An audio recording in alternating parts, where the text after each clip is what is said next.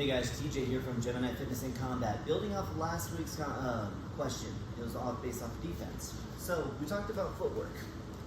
Now we're going to talk about headwork, and we have three different positions we're going to talk about with our headwork. Right? We have our slips, we have our rolls, and then we have our draws, which we're trying to suck somebody into our position. Right? Now, dealing with slips, my hands go up like a 45-degree angle, like a cheerleader in a Y position. My head's going to point off of these train tracks, this center line right here.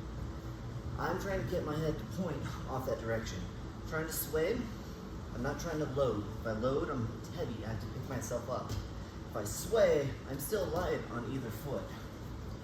As I sway, I'm avoiding jabbing crosses coming down the line. Now, as I go and I start to progress this, I can step with it. I don't like to teach stepping first, but if you're just working headwork, you're staying in the pocket, you need to be comfortable here. If your hands are up and it goes into your guard, I don't really count that as getting hit. Unless you're playing something specific, to sport or promotion, it's not going to count. So if I'm here and I get hit as a glancing blow, my shield's essentially to get, I didn't take it. So now that's my slipping. I don't deal with the jabs and crosses as easy. This is still a fundamental, answer. We're not trying to go expert level stuff. There's counters to counters. If I go and I'm, as a concept, constantly slipping to the outside, it's a bit easier to play defense. There is options from out there. Don't crucify. Next, rolling. If I'm staying in the pocket, I'm going underneath the hooks. I'm going underneath overhand punches.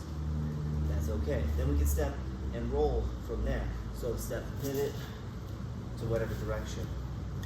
So now we're dealing with the hooks. We dealt with the straights. We're dealing with the overhands, right? So we want to manage the space between me and my opponent, or me and whatever I'm playing defense against. Now draws. I'm trying to suck somebody in. If someone throws a punch here at this extension, I can lure them in. I want to leave my foot in the pocket, and I want to be able to progress accordingly. But from all of that, I can still avoid any kind of hook, and I can still avoid any kind of wild looping punch. If you look at like a Chuck Liddell kind of dynamic, where you're throwing at these really awkward angles.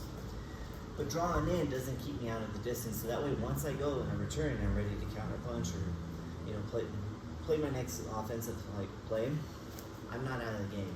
What I don't want is that if I'm rolling away from a target and I'm outside of striking range, even for a kick, I can't do anything to him.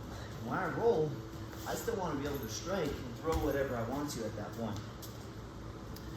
So the next three things to really work on when you start worrying about head movements, it's your slips, it's your rolls, and it's also your drawing, or pulling.